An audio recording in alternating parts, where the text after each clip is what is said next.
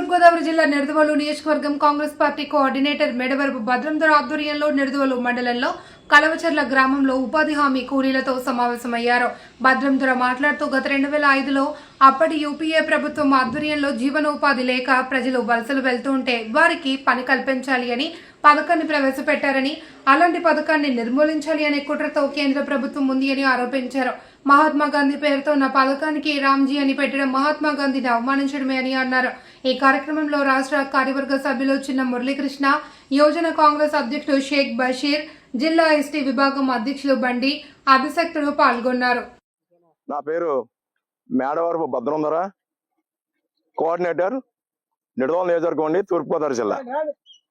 మరి ఈరోజు ముఖ్య కారణం ఏంటంటే మహాత్మా గాంధీ ఉపాధి హామీ పథకాన్ని తూట్లు పొడుస్తారు కాబట్టి దీని మీద ఈ కూలీల దగ్గరకు వచ్చి మనం చేసిన ఘనత ఏంటన్నా చెప్తున్నాం. మరి ఆ రోజు మన్మోహన్ సింగ్ గారు ఆలోచన మేరకు రాజశేఖర గారి హయాంలో ఉపాధి హామీ పథకం అని మహాత్మా గాంధీ పేరు మీద 100 రోజులు ఉపాధి హామీ కల్పించారండి. దీనిని ఇప్పుడున్న గవర్నమెంట్ ఏం చేస్తున్నారంటే 115 రోజులు పెంచేసామని చెప్పి తెలివితేటలుగా చెప్తున్నారండి. ఏంటంటే ఉపయోగం, ఒకప్పుడు సెంట్రల్ గవర్నమెంట్ 90% ఫండ్ ఇస్తే 10% మన స్టేట్ గవర్నమెంట్ పెట్టుకుని కూలీలని మన ఊరు దాడుకోకుండా మన ఊళ్ళోనే పని చేసుకుంటా 100 రోజులు వృత్తి కల్పించారండి. దానిని 110 రోజులు చేసామని ఫండింగ్ తగ్గించేశారండి. 60% సెంట్రల్ గవర్నమెంట్ ఇస్తుందంటండి, 40% స్టేట్ గవర్నమెంట్ పెట్టుకోవాలంటండి.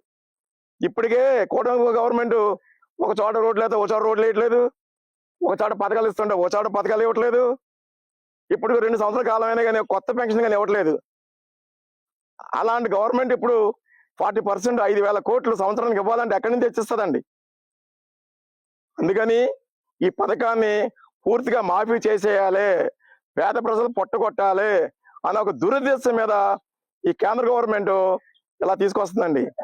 ఇదంతా మేము ప్రతి పల్లెటూరు, ప్రతి విలేజ్కి, ప్రతి కూలీ దగ్గరకు కూడా వెళ్ళి ఇలా జరుగుతున్న అన్యాయాన్ని మేము తెలియపరుస్తామని చెప్పి ఈ సభంగా చెప్తున్నామండి. ఈ పరిరక్షణ సమితి మీదే మా అధ్యక్షురాలు శర్మలారెడ్డి గారు రాష్ట్రం అంతా తిరుగుతున్నారండి. ఆవిడకి సంఘీభావంగా మా వంతు ప్రయత్నం కూడా మేము చేసి ఈ ఉపాధి కూలీలకి మేము తెలియపరుస్తున్నామండి.